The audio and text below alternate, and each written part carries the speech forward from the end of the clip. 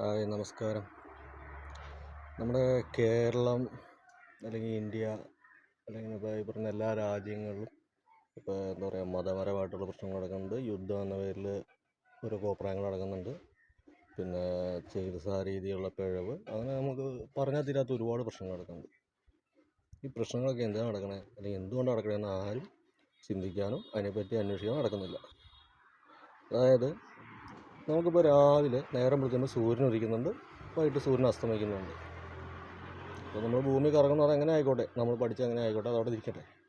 അപ്പോൾ അങ്ങനെ വയ്ക്കുമ്പോൾ രാവിലെ സൂര്യൻ ഉദിച്ച് വരുമ്പോഴുള്ള സൂര്യരശ്മികൾ കറക്റ്റായിട്ട് ഭൂമിയിൽ പതിക്കുന്നില്ല.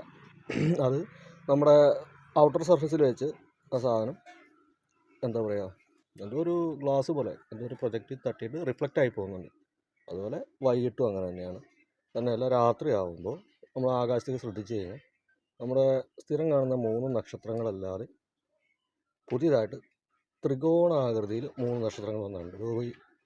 അത് നക്ഷത്രമല്ല, എന്തോ ഒരു ഡോം സൃഷ്ടിച്ചിരിക്കുന്ന പോലെ എന്തോ ഒരു ഫീലാണ് എനിക്ക് ശരിക്കും ഫീൽ ചെയ്തത്.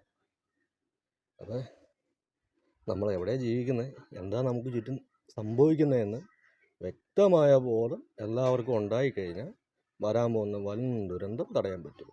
നിങ്ങൾ പറഞ്ഞ പോലെ വേൾഡ് വാർ 3 അതിപ്പോൾ അങ്ങോട്ടും ഇങ്ങോട്ടും മിസൈൽ വിട്ടോ ബോംബെറിഞ്ഞോ തകർത്തൊന്നുമല്ല. അതായത് എൻ്റയർ ഹ്യൂമാനിറ്റി ഇവർ കൺട്രോൾ ചെയ്യും. ആ കൺട്രോളിനുള്ള പണിയാണ് ഇവർ ചെയ്തുകൊണ്ടിരിക്കുന്നത്.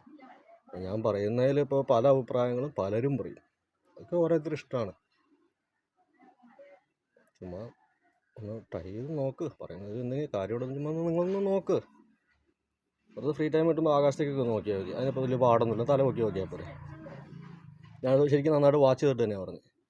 തന്നെയല്ല, നമ്മുടെ മാർച്ച് 1 ആ ഡേറ്റിൽ ആ ഒരു സമയത്ത് ഒരു 2-2.5 ആഴ്ചയോളം നമ്മൾ എന്താ പറയുക, നമ്മൾ കിടക്കുന്ന കോണ്ടിനെൻറ്റ് അല്ലെങ്കിൽ ഈ ഏരിയയ്ക്ക് മേളിൽ കൂടെ ഒരു പ്ലെയിൻ ചുമ്മാ ഒരു കാര്യമില്ലാതെ പറന്നുകൊണ്ടിരിക്കുകയാണ്.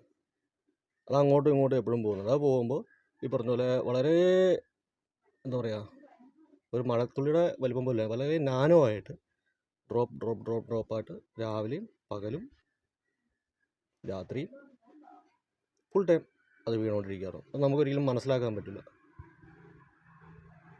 എന്തൊക്കെയോ സ്പ്രേ ചെയ്തിട്ടുണ്ട്, ചുരുക്കി പറഞ്ഞ്. സൂക്ഷിച്ചാൽ ദുഃഖിക്കണ്ട. മുമ്പോട്ട് പോകുന്നത് നല്ലതിനല്ല എന്തായാലും. എല്ലാവരും ഇപ്പോൾ ഇന്ത്യയിൽ കിടന്നും അവിടെ കൊച്ചിനെ കൊന്നു, ഇവിടെ കൊച്ചിനെ കൊന്നു, പിള്ളേരെ കൊന്നു, അങ്ങനെ കൊന്നു, ഇങ്ങനെ ഒന്നും പറഞ്ഞൊക്കെ എല്ലാവരും വാ വിട്ടുന്ന കളിക്കുന്നുണ്ട്.